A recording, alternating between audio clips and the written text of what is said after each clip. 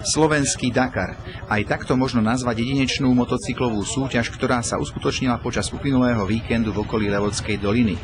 O prostredie Levoče a jej okolie je čoraz väčší záujem, čo potvrdila bohatá účasť motorkárov zo Slovenska, Česka, Poľska i Maďarska. Takéto podujatie v podstate na Slovensku je jedinečné, je naozaj skutočne iba jedno a majú možnosť si vyskúšať jazdu podľa roadbooku. Je to trať niečo podobné robené ako vyslovene Dakar. My tu nemáme síce Saharu, máme tu cesty, ale tá orientácia, ten spôsob jazdy je úplne identický.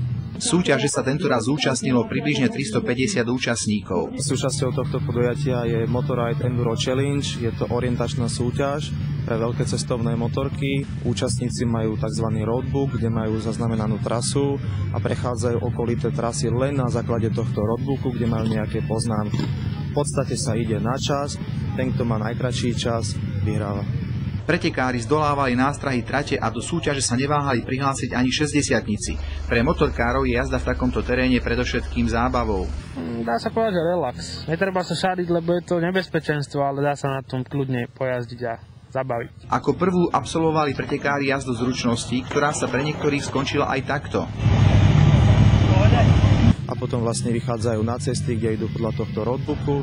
Posledná časť je znova technická časť, kde na trati s pískom Hrhové musia znova dokázať svoje technické zručnosti na motokrosovej trati. Organizátori podujatia si vybrali Levoču poprvýkrát.